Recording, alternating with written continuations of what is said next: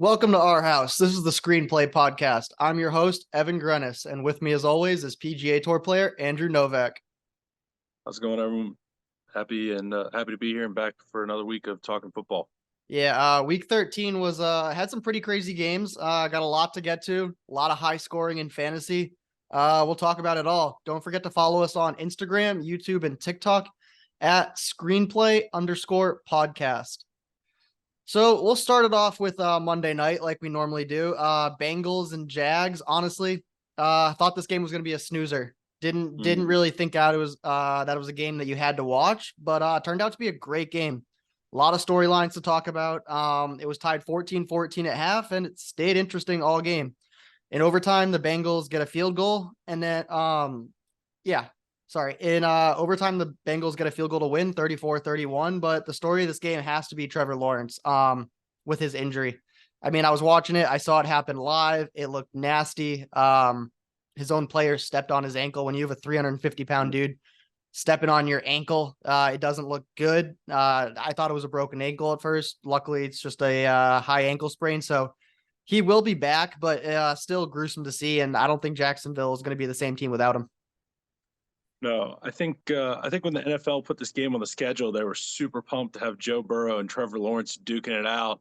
And if you told them it was going to overtime, they would have been over the moon. But yeah, Jake Browning and CJ Beathard going at it in overtime was a little bit of a wrench in those plans. But yeah, that Lawrence injury was pretty gross. Luckily, it's one of those inversion, um, which usually you see guys come back for or come back from a little sooner. That one was pretty rough, especially with the weight putting on. So I would definitely not expect him back this week, although um, I think he should be good to go, for their playoff run going forward. Yeah. I mean, I saw Coward talking about this morning. When I saw it on TV, I thought it was interesting too, but he walked off the field with a security guard and then in the Mm-hmm. tunnel was walking with a security guard, like carrying Yeah. him. Like, where's the cart? Why is he Yeah. not being carted off the field? Why is he walking into the locker room? When I saw it happen, I thought it was strange, but didn't think much of it. And then heard some people talking about it today. I was like, yeah, that really was strange. Like, go to any other franchise and they're getting a cart out there for you and taking you off the field. He's your franchise quarterback worth $400 million. What is he doing Yeah. walking into the locker room, putting weight on it? I thought that was kind of Only thing crazy. I could think of, he might have waved it off or something. That's the only thing I could think of because, like, why else? I mean, you're in That's your Florida, guy. like you're in the golf cart capital of the world. Like, Yeah. get a golf cart out there. Like, I don't know. But Jake Browning, guy can Yep. play. We talked He's last week. good. We didn't think he was much of anything. A lot of quarterbacks play in this league for a long time and don't have a game like Mhm. this. 32 for 37, 354, a touchdown, no picks. Those are sick numbers. Yeah, they really eased him in, like, super horizontal offense early on. Kind of let the run game get going. Chase Brown, like, really kind of exploded out of the gates. Some nice runs early, and that kind of helped him get into it. It was a lot of screen passes early, but as the game went on, it opened up for him. He made some good throws. Some good timing passes. There was one specifically where he hit Chase on a corner pass, a corner route that I thought was really nice. The timing was good. Um, and then obviously the deep bomb to Chase as well was, a great play. Yeah, Yeah, I mean the guy I was playing in fantasy, Luke, this week, he had Jamar Chase starting, and I really needed Jamar Chase to have like a poor game to win this week. And I was like, Jake Browning's playing, like Jamar Chase is gonna have an okay game, but 11 for 12, 149 and a touchdown. Like I just didn't see that coming with Jake Browning, but apparently they're connecting well and looks like they haven't missed a beat. When we look up the upcoming Bengals schedule, I mean, if Jake Browning is a quarterback that can play, like they have a very viable schedule coming in. Colts, Vikings, Steelers, Chiefs, Browns. That means they're playing backup quarterback after backup quarterback. They got Minshew, Dobbs, Trubisky, Chiefs, obviously, and then Flacco to finish. They can win some of these games. I mean, they got a good team, and if Browning keeps putting on shows like this, like it's doable. yeah, yeah. We'll see. Like, that Jacksonville secondary is, like, definitely a mess. So I don't know if you'll see that going forward. Like, yes, those quarterbacks, like, are not, like, big names, but there are some good defenses there. Steelers, Browns, like, they don't have great quarterbacks, but their defenses are pretty good. That'll be definitely a test for Browning. I don't think he'll have it as easy as he did last night or Monday night. Sorry. Yeah. But I mean, that was a good win on the road against a good team. So who knows? Yeah. All right. Sunday night football. Green Bay Packers beat Kansas City 27-19. So Jordan Love is a franchise quarterback now. He looked Yep. terrible in October.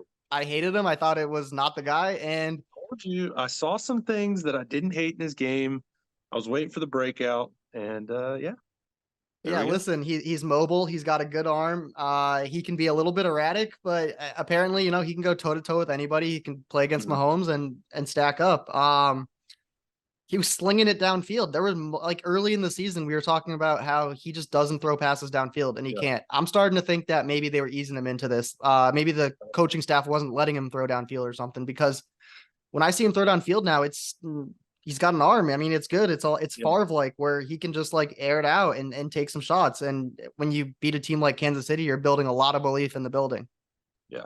There's also a big difference between throwing to a healthy Christian Watson downfield and Dontavian Wicks. No offense to any UVA fans out there, but that's a very large gap. Now, obviously, Watson going out at the end of this game, tough to see, especially with his hamstring history going back. So, we hope he's healthy and the Packers can keep it rolling the way they've been going.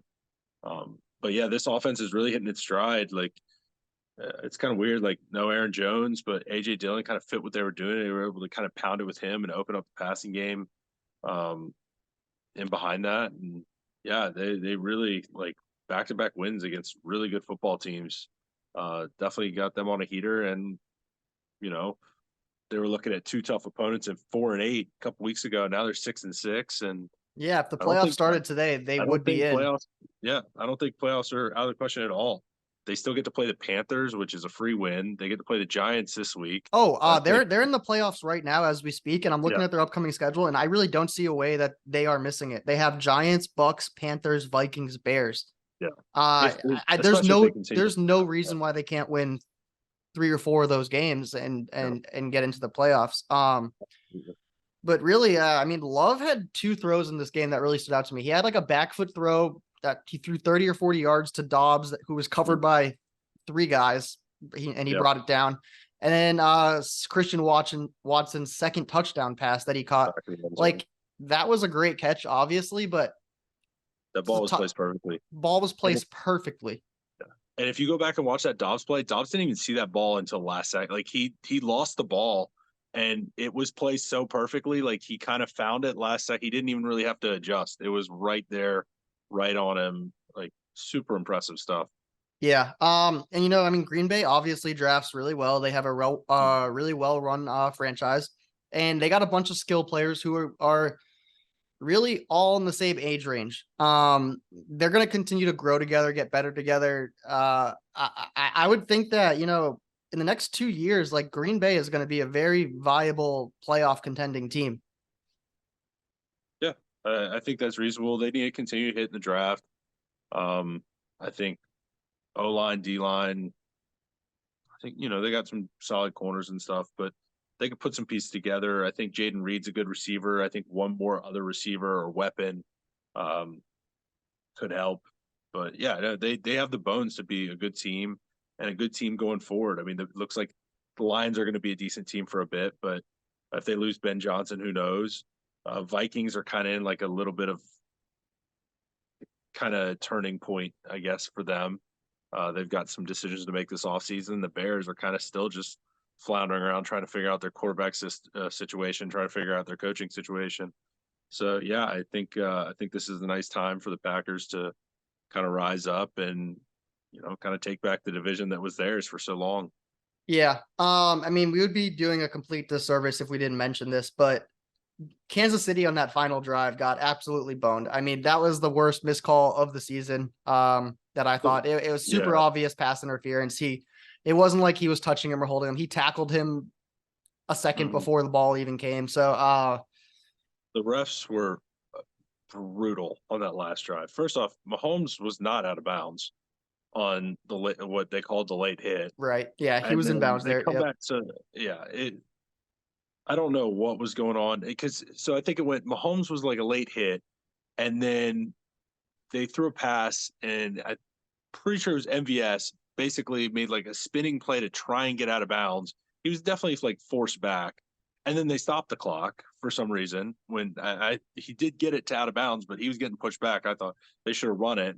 Then there was the no call on the PI, and then even the Hail Mary, there was some kind of pushing and shoving. Now they never really called that, but still super interesting way for that game to end. Yeah. I mean, Kansas City receiving core is just not ready for prime time yet. A lot of rookies. When you get money spent on Mahomes like this is what you get. You got to let go of people like Tyreek. Not really worried about them. They'll be fine. They'll grow, they'll learn, they'll make the playoffs, but just they're not quite there yet. I will say I was really surprised to see Andy Reid not call the cool Hail Mary play instead of the basic everybody run to one side. And I don't know if you've seen this, but this is the new way to run the Hail Mary. I don't know. Not many people are doing it, but it was close enough. It was only 35, 40 yards out. With Mahomes' arm, you can do it. Basically, you fake everybody runs to the middle of the field ish, and you bait that it's going there. And then probably for the Chiefs, I'd say like a Justin Watson, you bring him from the left side. He looks like he's going to be kind of in behind the scrum a little bit, and then full speed, try and book it to one corner. And the quarterback, if you got a cannon, can kind of zip it into him in behind. You get everybody else kind of scrumming, and then you can sneak them out that way. You can kind of fool some teams. It only works if you're, from about 30 to like 40, 45 yards, because it's got to be within range of the quarterback getting it there. But I was kind of hoping to see that one from Andy Reid and the crew, but unfortunately not. What we thought was going to be the game of the week, 49ers kill the Eagles 42-19, was not the game of the week. We both took the Eagles +3. Did not hit, obviously. When I saw that this line stuck at +3 all week and didn't move, I started thinking before the game even started, we may have missed this one. Kind of had a feeling we were in trouble. Listen, these two teams might be a mismatch. The weakness of Philly is in that secondary. They have just, a bunch of guys there, and the trade deadline is passed. That isn't changing. It is what it is. And the 49ers have some all-time players that can attack this secondary. So I think it's a little bit of a mismatch. A little bit of the Eagles were tired. Their past schedule, they had a tight game against the Commanders. Then they played the Cowboys. Then they played the Chiefs. Then they played the Bills. And then they get the 49ers. It was almost just like they were out of gas. Probably should have seen this one coming. We didn't. Yeah, the schedule kind of set them up to fail, especially with, they got Cowboys this week too. Oh, their schedule's insane. Yeah, just a brutal stretch for them. I think 49ers definitely caught them kind of at the right time, but they played a great game too. Purdy's looking insane, putting up some serious numbers. I really hope nobody goes and digs out any of the sound bites from me talking down on Purdy a little bit earlier this year, because he has proven me and, pretty much everybody else wrong. Got this offense running super efficiently right now. Yeah, let's talk about really Purdy for a second with the MVP voting right now. So currently Purdy is leading MVP odds, tied with Dak Prescott at +200. The biggest thing people say about Purdy right now is, listen, he's got too many weapons around him. It's not him, it's the system. And he was drafted last in the draft. Like he's not an MVP. Well, listen, Kurt Warner was undrafted and he won MVP twice. He had talent around him and a great coach. Peyton Manning in his MVP years, had talent everywhere. Every quarterback that wins this award has talent around him. Are the 49ers loaded? Yes.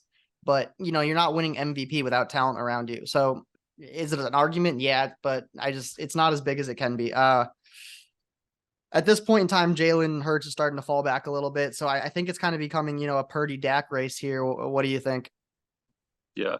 I mean, it's kind of crazy to say Hurts is falling back. He threw for 300 yards and a touchdown, ran for another touchdown. But yeah, I mean, I don't know.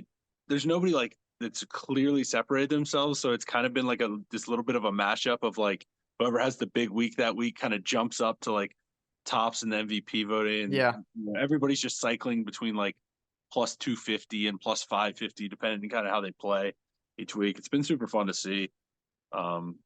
I feel like it's probably the closest MVP race that I can think of recent memory. Yeah.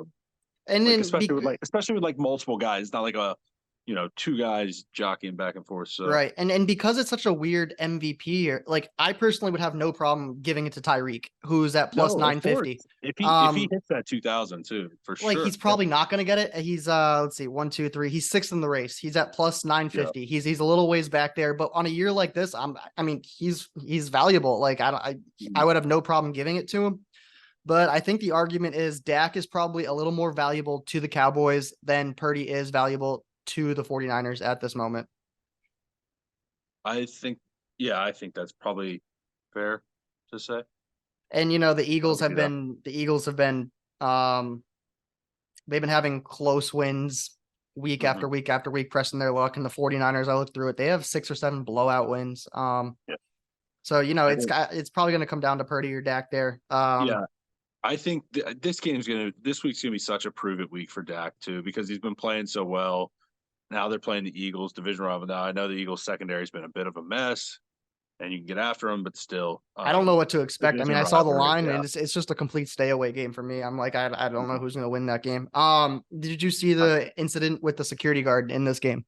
yeah, crazy stuff. That is definitely don't see that one every week. No, I don't think anybody knew who this guy was, and now everyone knows who he is. So, Big Dom, heads of security for the Philadelphia Eagles. Apparently, everyone in Philadelphia knows who he is. I watched the video a couple times, tried to figure out what was going on, who was in the wrong. I thought they were both were in the wrong. Both deserved to, I mean, be kicked out. There's no reason why Big Dom should have, tried to separate the players. That's not what he's there for. And then there's also no reason that Greenlaw should be throwing a punch or making a Mhm. closed fist at a security guard like that. So I think they were both in the wrong. They were both deserving of getting kicked out, is what it is. I thought maybe the media is making more of a big deal about it than it really is. But yeah, you don't see that every day. Yeah, for sure. I actually completely whiffed. I should have. Buddy of mine used to be the head of security for the Bengals. I should have reached out to ask him about.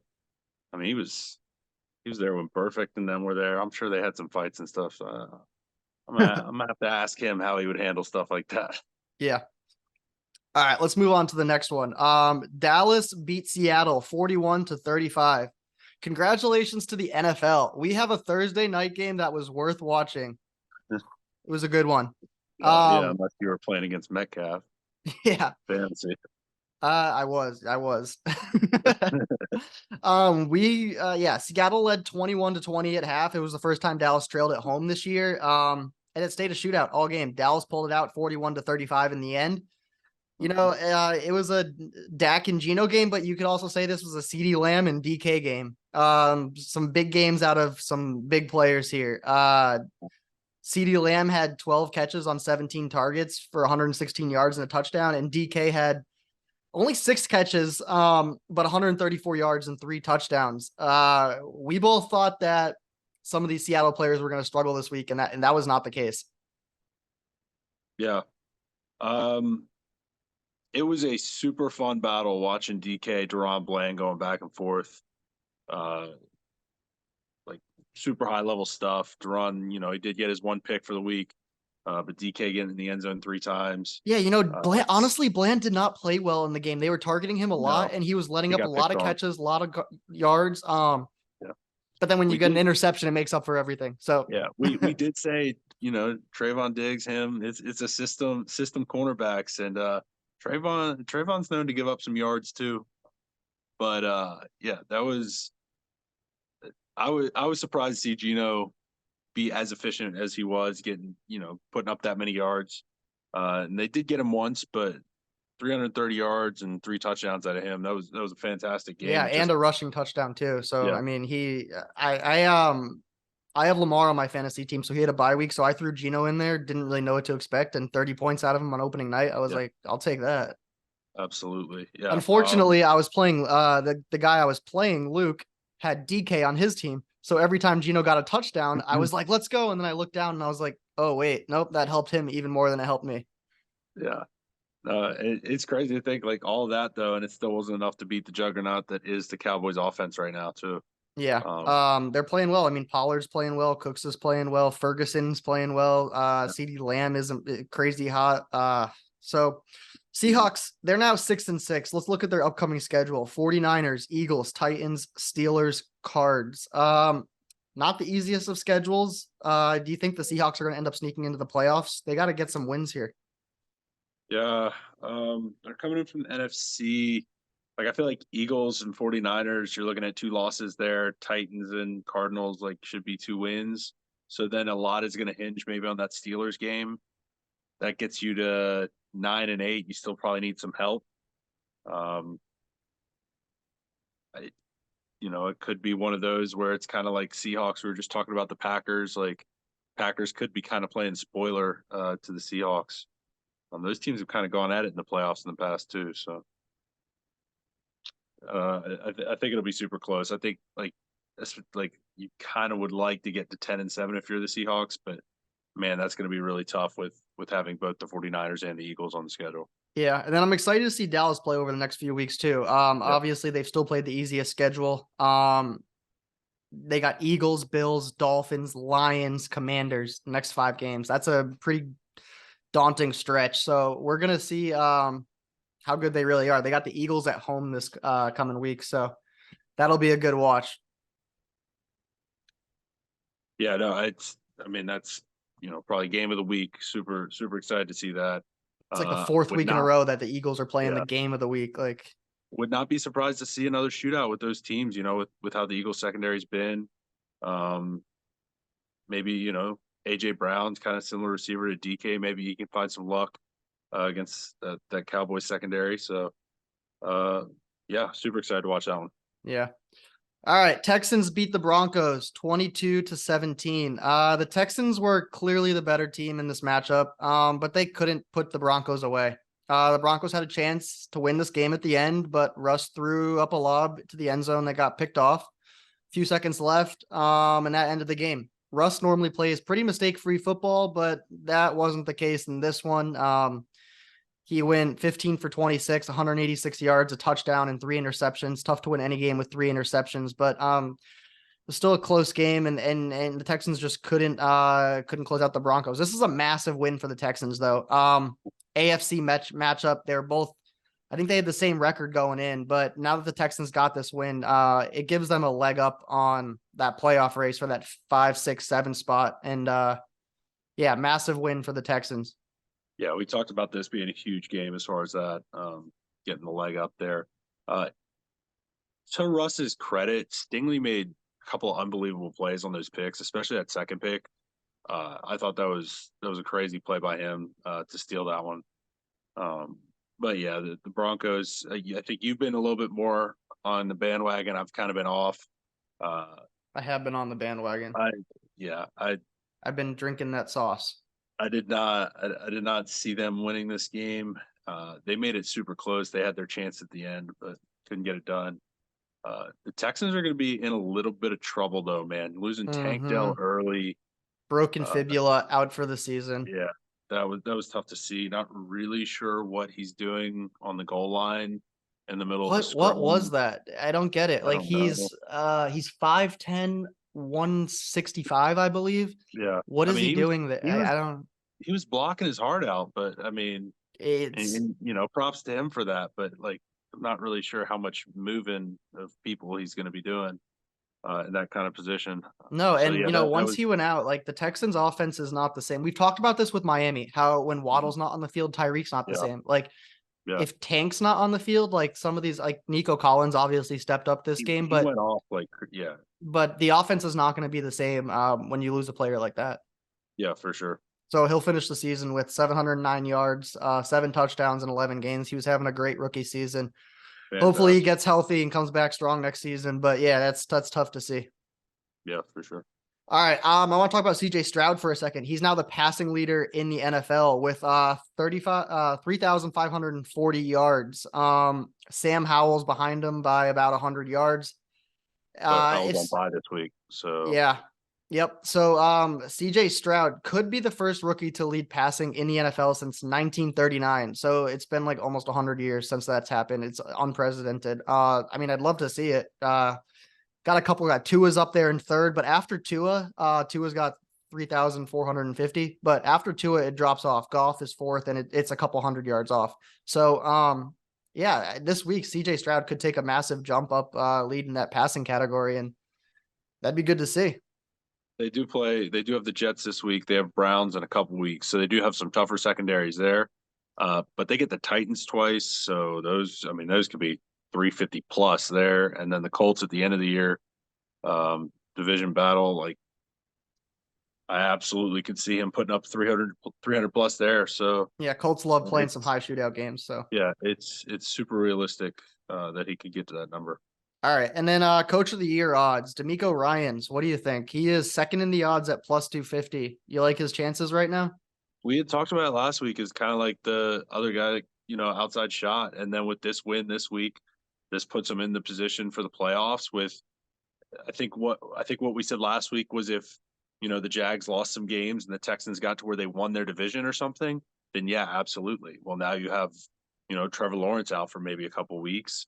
Texans are only one game back now. Like, I think the path is there that the Texans win this division. If they do that, yeah, he probably is the coach of the year. I mean, right now he's my vote for coach of the year. Dan Campbell's leading at plus 175. Shane Steichen's at third at plus 400, who's doing incredible things with the Colts. In fairness to Campbell, like, this is no knock on Campbell at all. He's done a phenomenal job. But like, the Texans have been unbelievable. Like, they are at least a year ahead of schedule right now. Oh, right. Yeah, of where course. they're supposed to be. So I said it a couple of weeks ago. I think the Texans are going to get into the playoffs and win a playoff game. Yeah, I mean, D'Amico Ryans is doing a great job with what he's got down there at the Texans. Colts beat the Titans 31-28. This game was crazy. It had so much stuff going on. There was a lot that happened. We had an interception that was recovered by a QB. We had 2 blocked punts. We had a 2-point conversion returned back for 2. We had overtime. So much going on. It was crazy. In overtime, the Titans score a field goal. And then on the Colts on their drive, score a touchdown to Pittman to win the game. To be honest, I thought Will Levis looked really good. His numbers might not say anything crazy, but I thought he looked really good. And then I also thought Shane Steichen is doing an amazing thing with the Colts. Those are my 2 takeaways from this game. Yeah, Levis was decent. This Colts secondary you can get after a little bit. But he did take, again, 6 sacks this week, which he's got to cut down on that. I know, but you know what I'm thinking? I see him holding onto the ball so long, and dude, he has no one to throw to. I think he's looking. I wish they would show the camera angle behind the quarterback a little more rather than the side view angle. But like, he has time, and then like I think he's like looking for D-Hop, and if he's not there, he's like, shoot, I got to hold on to this and take a. Hopkins, he's not really separating like a ton when he's throwing to so many balls when I'm watching Levis right now, or he's, throwing it. It's not like a full throw away, but he's basically throwing it out of bounds kind of near the guy. Like, maybe has a chance to make a play, but yeah, it's been pretty rough. Yeah, I saw him get after Hopkins a little bit on the sidelines a little bit after one play, and I was like, wow, rookie quarterback yelling at D-Hop. I was like, kind of like that leadership there, actually. Like, don't hate to see it, but I think that's kind of how he plays, though. Like, he's a bit fiery, he throws the pick, he's gonna go stick his nose in there and make a play to try and go get it back. Like, I think that's just kind of how he is, competitive. Yeah, I mean, he still 224 yards, touchdown. Minshew's playing well, 26 for 42, 312, 2 touchdowns, no interceptions. Like we said, I don't think Will Levis really has anyone to throw to. They got to get some people out there. Then we really can see what he can do. So Shane Steichen left the Eagles and he's taken over the Colts. And he's basically taken the Colts to a playoff run in a rebuild year. We thought like Anthony Richardson was going to be the guy and they were going to get 2 or 3, 4 wins this year. But they're putting it together. They're 7-5 now. If the playoffs started right now, the Colts would be a 6 seed, and their upcoming schedule is Bengals, Steelers, Falcons, Raiders, Texans. So not that crazy of a schedule. I really do think the Colts will win a couple of those games and make the playoffs. Yeah, they probably need like 3 wins, but you got Browning, Bengals, Steelers with Trubisky. And you're then playing Desmond Ritter with the Falcons. Yeah. You're playing a backup quarterback with the Raiders, and then obviously the Texans. But yeah, they can win 3 of those games, no problem. Absolutely. Yeah. Yeah, they're playing some pretty good football right now. Um, I don't know. I feel like the Colts are always kind of close games. A lot of close games this year, and kind of coming down to the end. But they've been gritty. Won some of those games. I think they're probably hoping they get JT back soon and can get healthy there. But I don't know. We'll see. I'm not like, even if the Colts make the playoffs, like on paper, they're not like a super scary or threatening team. Like you look at it, 7-5. We just talked about the Texans 7-5. Like I feel like the Texans have a little bit more like with what Stroud's doing, like maybe star power. Yep. But yeah, the Colts are getting it done with their guys. Michael Pittman, like super sneaky, underrated year this year. Really playing some good football. So Yeah. All right. Lions beat the Saints 33-28. Lions got out to a big lead. They at halftime 24-7. But they could not put the Saints away, and it just ended up being closer than it should have. I think this stems a lot from the defense of the Lions right now. Teams are putting up points on them. I want to go over some of the Lions like recent results. Just like points against. Listen, the Saints put 28 points against them. The Packers put 29 points on them. The Bears put 26 on them. The Chargers put 38 on them. The Ravens put 38 on them. 5 out of their last 6 games, they've given up 26 points or more. The Lions have a great offense, but I think their defense is just struggling a little bit.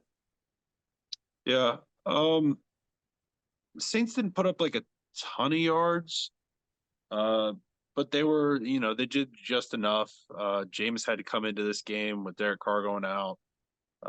We didn't get quite the full Jameis experience, unfortunately. Maybe next week. Yeah, I think he was named. I think he's named starter for next week. So we'll get that full Jameis game with some Taysom Hill action as well. But yeah, Yeah, this Lions game kind of felt like kind of like did like a little bit of a Ravens thing where we talked about it earlier this year. Like they get up super early mm-hmm. and then kind of go to sleep in the middle. The other team kind of gets back in it. Yep. Like I didn't really think the Lions were going to lose, but things did get kind of hairy there for a bit. Um, I don't know, like something I guess to clean up going forward. Listen, I I still like the think, Lions. I like what they have. I like their roster. I like how they play. But uh, when you're giving up this many points, that scares me a little bit going into the playoffs coming up here soon. I think they got to get that together a little bit. All right, the Saints are 5-7. I think people thought they'd be having a better season than they were. This division that they're in sucks. It's terrible. The Falcons are leading the division at 6-6. Carr's been banged up. He has a second concussion in a month. I don't know how good of a job Dennis Allen is doing with the Saints. They have playmakers on this team. They have a losing record. I think part of the problem is they're playing 3 quarterbacks. Like, what do you think the issues are with the Saints here? I mean, I don't know. If you told me through 12 games the Saints would be 6-6 this year, I'd say that sounds about right. Like the division's bad. Like, or wait, is five? Are they 5-7? They're five and Sorry, seven. 5-7. Sorry.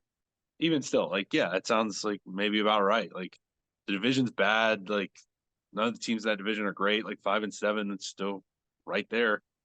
Um, they have, dealt with some injuries. Like Kamara was out earlier this year with the suspension and stuff, and that definitely hurt.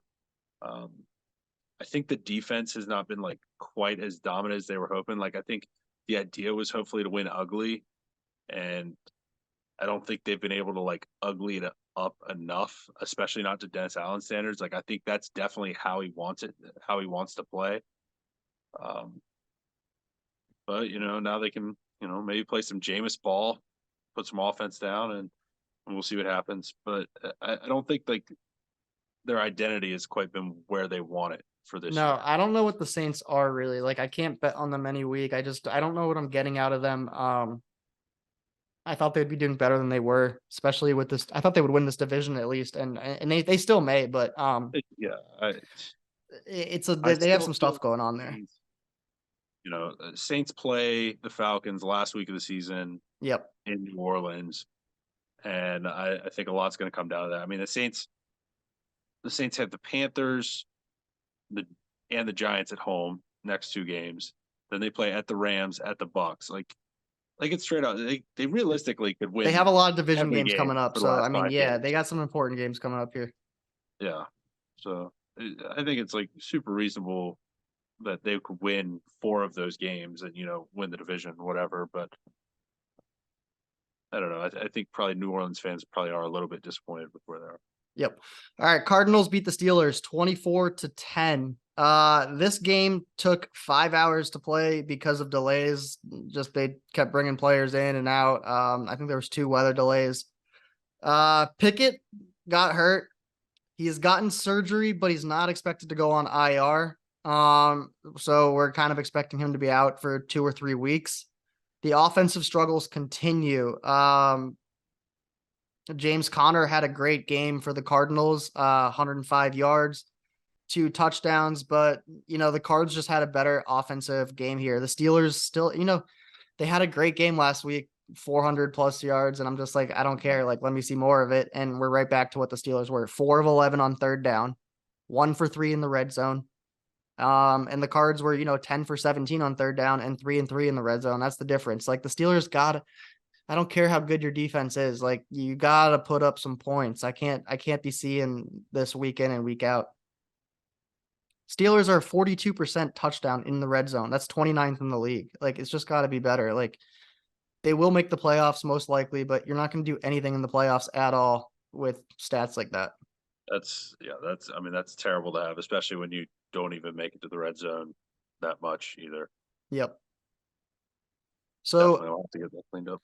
Kyler Murray, I'm just wondering, like, where do you have him in your QB rank? There hasn't been a ton of talk about him this year. He's obviously a good quarterback. Where do you see Kyler Murray in the NFL, like amongst these other quarterbacks?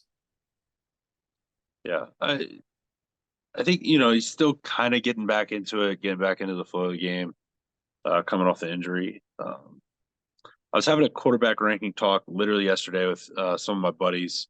They're huge Clemson homers, and we were watching the game, and they were like, couldn't believe that I didn't think Trevor Lawrence was a top 5 quarterback in the NFL. I had him closer to outside the top 10 than inside the top 5. I don't know who has him in Uh, top 5. Yeah. yeah, well, they're Clemson fans, but we were talking about it, and I was like, probably had Kyler outside the top 10 based on how I was doing that. I would guess he's kind of like in the 12 to 14 range for me, somewhere in Exactly. there. Yep. Um, but I like mean, yeah. the ceiling's still there. Like I don't think he's at like full 100% go from this injury. So like I'll give him the benefit. Like he's 12 to 14, but like he could get top 8 somewhere, like something like that. Whereas like maybe another like 12 to 14 guy. I'm trying to think where I was on the list. Um, I kind of have him in that, you know, that third tier of like Aaron yeah. Rodgers, like Dak Prescott, Purdy. See, I had Dak considerably higher. Like the way Dak's been playing. Like I had He's Dak. playing well now, but yeah. I think I had Dak in like my 6th spot or something like that, or 5 or 6 spot right now. That's too high for me. But yeah, I agree with you. I like Kyler in that 12 to 14 spot. Got to get back from that injury, and we'll see what he can do next year. Mhm. Atlanta beats the Jets 13-8. This was, gosh, such an unwatchable football game. The Jets, this is really hilarious. The Jets start Tim Boyle. Okay. He goes 14 for 25, 148 yards, 0 touchdowns, 1 interception, and they release him. He's not even on the team anymore. They're just like, this guy sucks. Like, you're gone. Like, bye. Simeon comes in. He doesn't do any better. So apparently, I heard a report today that the Jets want Wilson to start again, and he's reluctant. He's reluctant to start again. It's becoming a complete circus for the Jets, which is really gonna be a problem for Robert Saleh. Yep. I mean, like, we both thought Saleh's job was safe. The defense is great. That's his side of the ball. But when the organization becomes as much of a circus as this, you have quarterbacks that don't even want to play. Something might happen. I don't even know where they're gonna go from here. Yeah. Yeah. It's like it's a tough situation the whole way around. Like I kind of get why Zach Wilson doesn't want to go back in there because whoever goes in there at quarterback is literally just straight set up to fail right now. The whole offense is kind of a mess. Like, honestly, throw 7-0 linemen in there, a couple tight ends, and snap it to Brees Hall and have him and Dalvin Cook do some sort of wildcat read option sort of thing and just run the ball the entire game. I don't care. That probably will be better than whatever else they're trying to do at quarterback. Um, it's I don't know. Like on one side, I don't blame for Zach Wilson for not wanting to go back out there because it's not going to be good. But on the other, like somebody has to, and Zach Wilson is probably better than whatever else they're going to throw out there. Like that's not a high bar to meet, but like you're looking at what Trevor Siemian and They just signed someone else. I forgot who it is. signed. I Yeah. mean, it was Yep. nothing good. The quarterback play on both sides of this was terrible. Ritter went 12 for 27, 121 yards, a touchdown. Yeah, just an absolutely brutal game to watch. But I think Aaron Rodgers may have messed up here. He's never had a bad O-line in Green Bay, and the Jets O-line is trash. Older quarterbacks obviously need a better O-line. It's just what they need. They're getting older in age. And the Jets right now need 4, possibly 5 new offensive linemen. They need to trade a piece on the defense. They got to get something. They got to get some picks. I'm hearing a lot of talk of trading Sauce Gardner. He's got a lot of trade value right now. What do you think about that? Yeah. Man, if you do that, you better hit. Because that's the kind of deal that can make you look really silly. I think it's because you see like Saleh as a defensive coach. I find it hard to believe he's going to start like shelling out defensive pieces. I think he loves the defensive identity of the team. You got to get something going on offense. If you trade Sauce and get like, I don't know, a first and a second, or like a first and a third and get some offensive pieces, like you got to do something here. Like it's so bad. I think they're just going to lean back into the Aaron Rodgers thing. Like I think it's going to be like send him out there next year behind a terrible O-line and get hurt again. Like I don't know what Aaron Rodgers was thinking. The grass is not always greener on the other side. Like it's just not. This is really ugly here. Yeah. So let's go from one ugly game to another. We'll touch on this. The Chargers beat the Patriots 6-0. I almost went to this game. I'm in Boston doing the podcast from here. But I thought better of it and I didn't go. Why would I want to spend $200 to sit in 40 degrees in the rain to watch the Patriots put up 0 points? And at this point in the season, I want the Patriots to lose as many games as possible because I want to get a good draft pick. This is just so, Zappy, 13 completions, 141 yards. Herbert, 22 for 37, 212 yards. Neither team reached the red zone. Like, oh God, this is just unwatchable football. They flexed the Patriots out of their Monday night game in a few weeks. Good, because they don't deserve to be there. The Patriots have let up 10 points or less in 3 straight games and have lost all 3. Just let that sink in. That hasn't happened since 1938. That hasn't happened since 1938. Teams that hold their opponents to 10 points or fewer this season are 53-0. The Patriots are 0-3. Oh my God. Patriots play the Jets week 18. I can't wait. Oh my gosh. That over under in that game might be like 14. 8.5. Oh man. They might not even broadcast that game on TV. They're just gonna say, we're gonna save all your eyes. We can't broadcast this game. I don't even know what to say here. It's just I don't know. Zappy, I was calling for it earlier.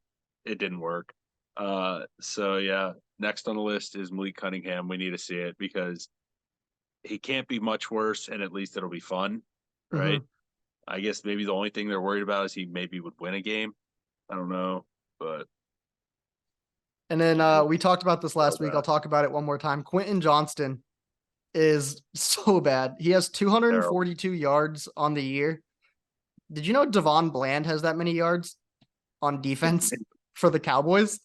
I just want to put that into perspective. A defensive player has the same amount of yards as Quentin Johnston. He's the 21st pick in the draft. Let me just He's got read a you lot more some. touchdowns too. I know. More touchdowns and more yards on defense. It's Yeah. absolutely insane. Let me read you some of these players who were drafted after Quentin Johnston. Zay Flowers, Jordan Addison, Jaden Reed, Rashee Rice, Marvin Mims, Tank Dell, Josh Downs, Puka Nakua. A lot of good options there. Yeah. It's bad. I have nothing more to say about this game. The entire like weapons for like the Chargers, like Eckler is he like fully broken? Like 14 carries for 18 yards? Like uh, there is just nothing that this Chargers team has to. I mean, I get, Herbert's been struggling a little bit, but like he has nothing, like literally nothing. Keenan Allen is pretty much the only hope. And if a team doubles him, then there's nowhere to go with the ball. It's Yeah, so rough they right shut him now. down pretty good this game, actually. I think he Yeah. got 10 fantasy points. So I mean you shut Keenan Allen down and there you go. 6-0. Yeah. All right. This isn't a game, but I just want to talk about the Tyreek Hill race to 2,000 really quick. Currently, he's at 1,481 yards. He had 157 yards this week versus Washington. So that leaves him 519 yards short of that 2,000 mark with 5 games to go. You can do the math there. That's a little over 100 yards every game coming in. Schedule coming in: Tennessee, Jets, Dallas, Baltimore, Buffalo. So, he does have some tough Ds he's got to play there. He's got to play Jets, Dallas, Baltimore. Give me a percentage. What do you think right now? 5 game left, 519 yards. What are the odds he hits it? I mean, Titans secondary is not great. Only concern there is if they're up so much early, they don't throw the ball, but I still bet he hits a bomb. I bet he's getting 100 there. He just put up 100 against the Jets. The Cowboys game hopefully shoots out. They just gave up some yards as well. I think he does it, man. The pace he's been on, all it takes like 180-yard game, and all of a sudden he only needs like 80 yards a game. And Like like you that's said, super McDaniel's the doable. type of coach to draw some stuff up It, for him. yeah, So earlier in the year, I was on like 50%. I'm up now. Yeah, I got it probably unless if no injuries occur, yeah, 80, exactly. 80% Yeah, chance that he gets this. you need Tyreek to stay healthy, but you also kind of need Tua to stay healthy. Yeah. Uh, to get him there. Um, but yeah, I think it's looking like more and more likely every week. He's doing some unbelievable stuff, and I mean he's probably playing his way into like some wide receiver Mount Rushmores and stuff like that with what he's done. He's been so consistent. Uh, been lucky to play with some really good quarterbacks too, and yeah, special stuff. Yeah. All right. Power rankings. Let's get into them. Didn't know who to put at 10 here. Really didn't know who to put. But we got a lot of QB injuries, so there are some teams that are really good, but without their quarterback, they're not in the list, not in the power rankings. Kind of like a little Florida State situation. Good team, but lose your quarterback, so you're not in the rankings. Here we go. Power rankings. Number 10, I got the Colts. 7-5. Shane Steichen is doing amazing things with this offense. Gardner's playing well. They keep winning games, and they're inside the playoff number at this point. At 9, I got Buffalo. They're 5th in point differential. They're the best team on third down offense. They still got Josh Allen and Diggs, and they can't get the details right. I don't know if they're going to make the playoffs, but they're still a good team. At 8, we got Houston. They've won 4 of their last 5. They got a star rookie quarterback. Their coach is doing great, and looking at coach of the year possibilities. They just beat Denver, who was on a roll. So 8, Houston. At 7, we got the Lions, 14-4 in the last 18 regular season games. Their O-line is great. Their roster is great. Their defense is struggling a little bit. Need to see that cleaned up. At 6, we got Miami, 1-3 against teams with a 500 or better record. Number 1 pass offense, though. Number 2 rush offense, and their defense is improving. I've liked what I see the past few weeks out of their defense. At 5, we got Kansas City. Listen, they have some injuries right now on the offense and defensive side. They'll get healthier. They've lost 3 of the last 5 games. I still think they're going to make like an AFC championship game at least. Like they're going to be fine. I'm not worried. They just got a lot of like wide receiver issues right now, but Kansas City at 5. They may creep up closer to the top as the season goes on, but we'll see. At 4, we got Dallas. No wins over teams with winning records, but Dak is playing at an MVP level. Ferguson's playing well. Pollard's playing well. Cooks is playing well. They got a star cornerback in Bland who's come in for Trayvon Diggs, and CeeDee Lamb is on fire. At 3, Philly. Listen, they look tired this past week. They've had a tough schedule, had a lot of really hard games, but they played the Cowboys, the Chiefs, Buffalo, and then San Francisco. Their schedule is insane, but they're talented. They'll be fine. They're going to be a playoff Super Bowl contending team. No worries with them. At 2, we got the Ravens, number 1 rush offense, number 1 scoring D. Lamar's playing well, and they're coming off a bye. And then at number 1, on everyone's list, it's got to be 49ers. There's not much to say here. I mean, they've destroyed Dallas. They destroyed Philly. They destroyed Jacksonville. They destroyed the Steelers. They have 7 blowout wins. When they're healthy, they're the best team. They got weapons everywhere. It's kind of head and shoulders above anyone else right now. All right, fantasy. Week 13, just completed it. Crazy high points this week. A lot of scoring. Same thing as last week. In my fantasy league, we had 4 people with 160 points or higher. Just a big scoring week. I put up 157 points this week in my league and lost. Just is what it is. Can't even be upset about that. So week 13 booms. Who you got? Start with the Thursday night game. We talked about it earlier, but DK Metcalf and CeeDee Lamb both going off. Both are over 100 yards. Metcalf 3 touchdowns. CeeDee got in the end zone once. Huge games for them. Then we'll go over to the Cardinals. James Conner, over 100 yards and 2 touchdowns. Fantastic game for him. Kind of good to see him get rolling after, a couple not so good weeks coming off an injury. Then we're going to go to the overtime game. Michael Pittman had 16 targets in this game, turned that into 11 catches, 105 yards, and a touchdown. Huge game for him. And then Derrick Henry the other way. He did end up getting kind of hurt, came out of this game. They say he's not in concussion protocol, but I don't know. It was kind of a weird injury. He had 100 yards and 2 touchdowns as well. Then Nico Collins with the Tank Dell injury really stepped up and really took over. 9 catches, 191 yards, and a touchdown. Huge game for him. Next, we'll go Sam Laporta for the Lions. Had a huge game. 9 for 140 and a touchdown. Pretty much was the only guy doing anything, catching the ball this week, but really took over the game for them. Then next, in that Panthers game, I'm going with Chuba Hubbard, similar kind of to James Conner and Derrick Henry, had right at basically 100 yards, 2 touchdowns. Great week for him. And then Mike Evans on the other side, 7 for 162 and a touchdown.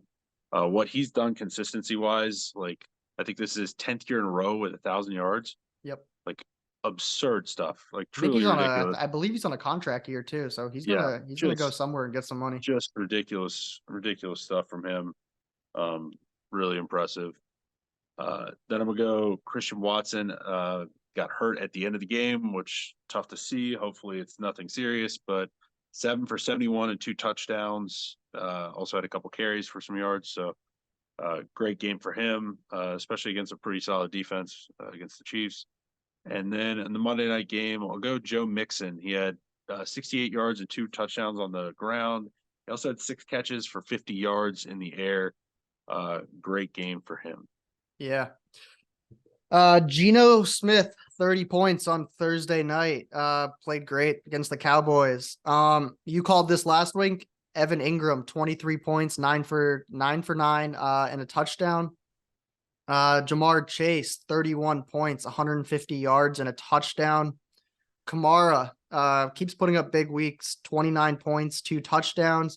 Tyreek's always on this list, 32 points, 157 yards, 2 touchdowns. Deebo Samuel, 36 points, 3 touchdowns. And, if Deebo does that, then obviously Purdy's going to do well. Purdy with 29 fantasy points.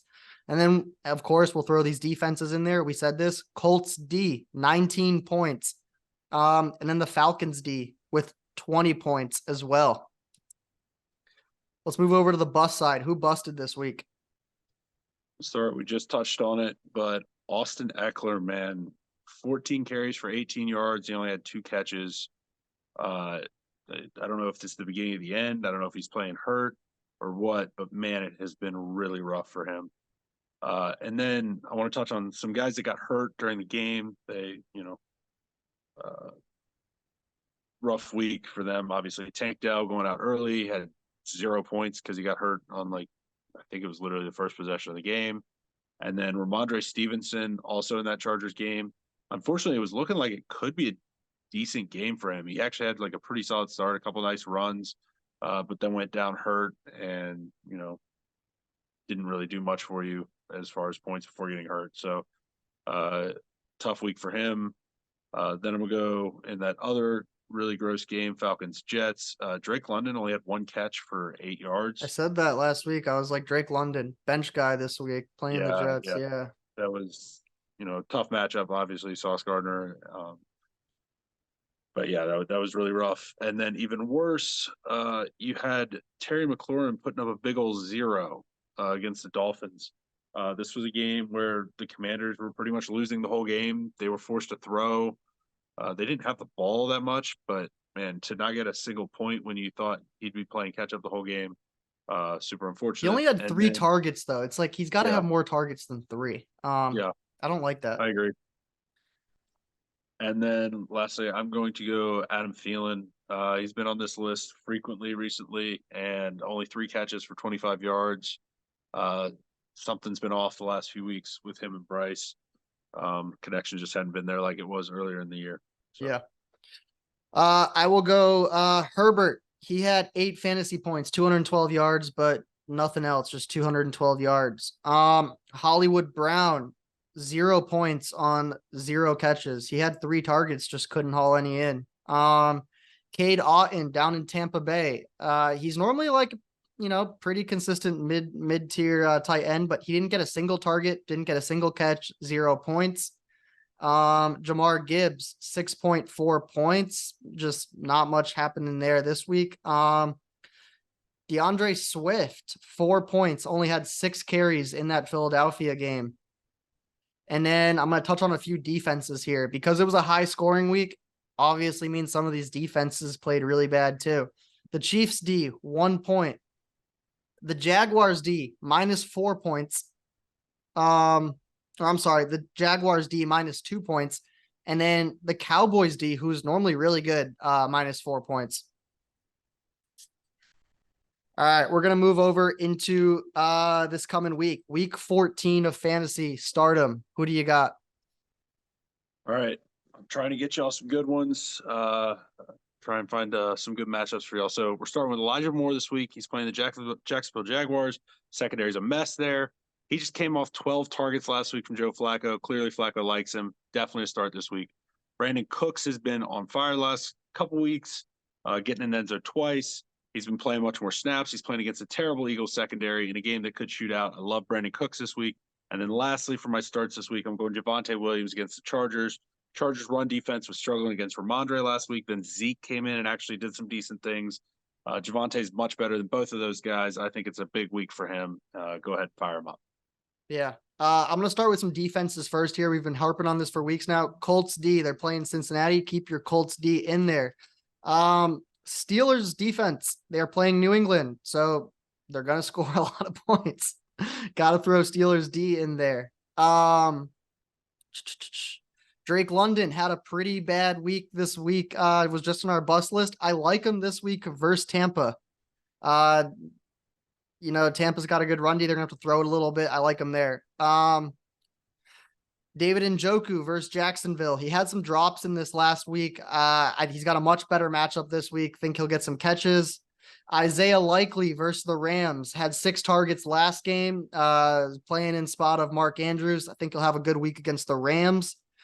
Really, there are no startable players for the Patriots right now, but with Stevenson out, if you have Ezekiel Elliott and you got to start someone, not a bad choice. And then Eckler, he's been having a tough few weeks. Look for that to improve against the Denver run D. They're not great. I think he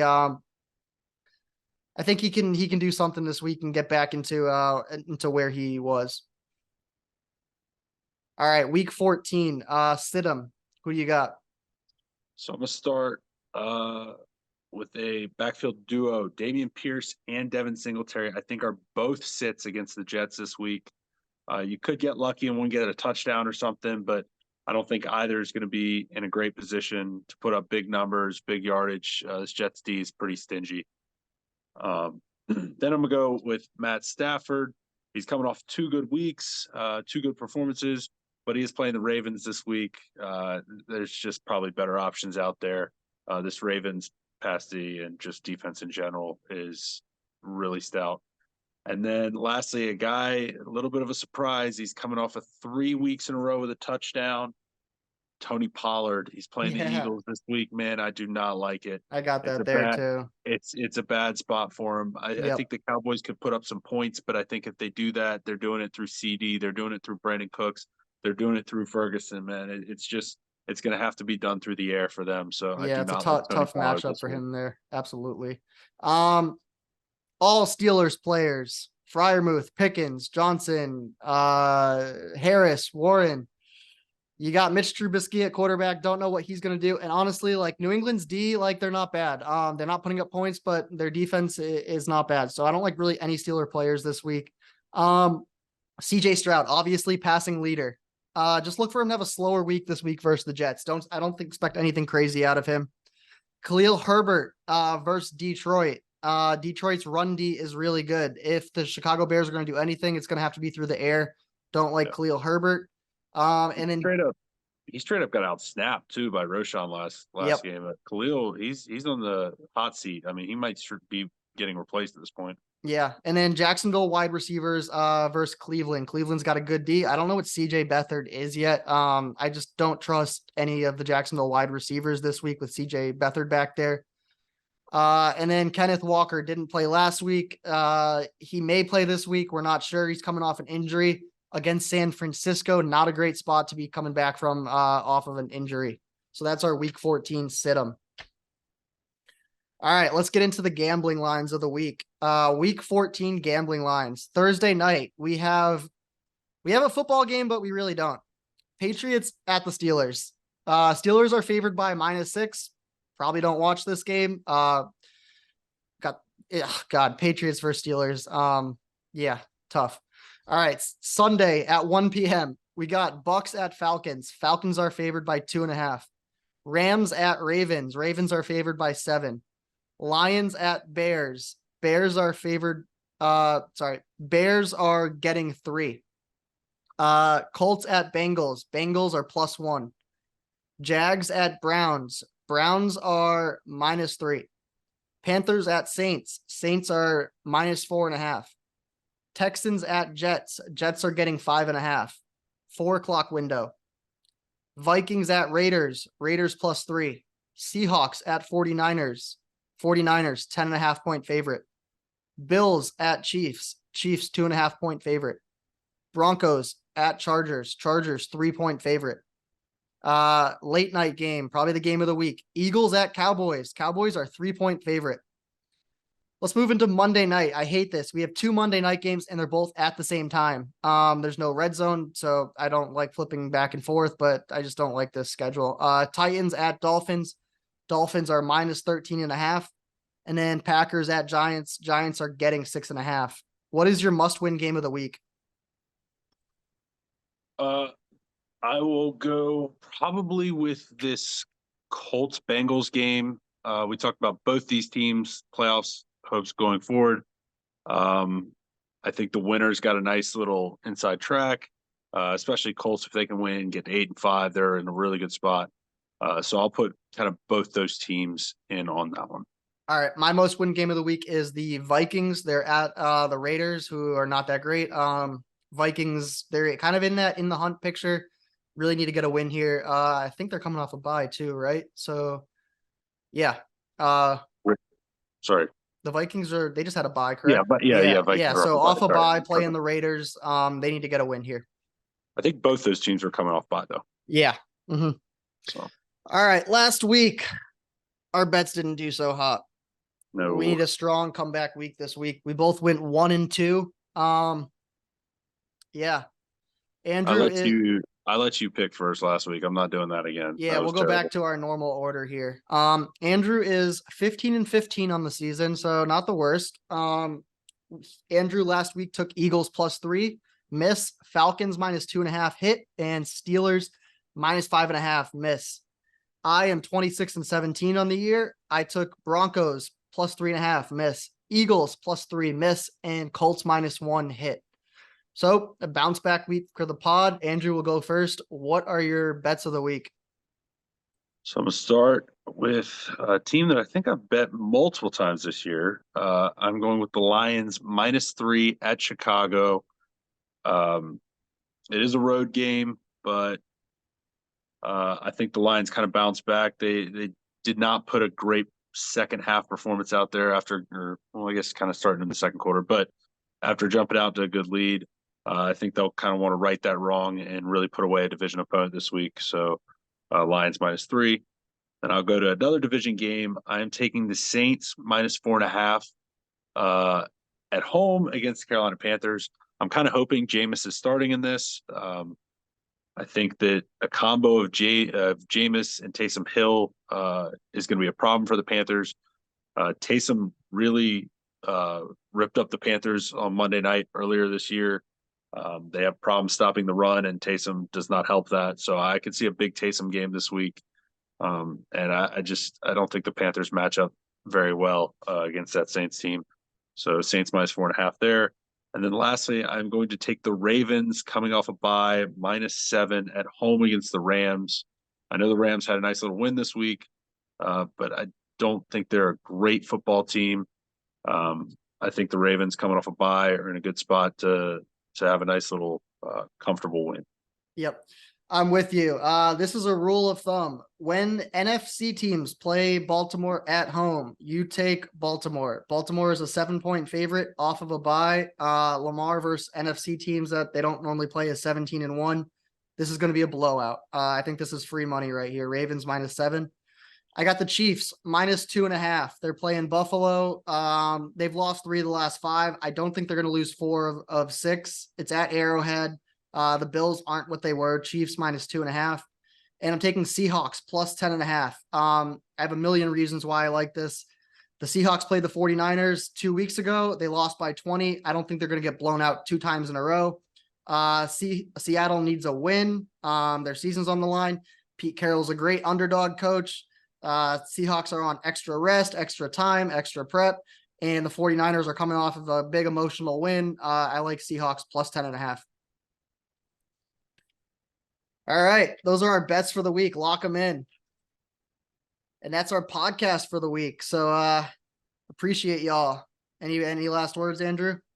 No, just thank y'all for listening. Talk to us, hit us up, DM us, leave us comments, whatever. We'll get back to you. We love hearing from y'all, and hope you have another good week of watching some football. Yeah, follow us on Instagram, YouTube, and TikTok at screenplay_podcast. Have a great week.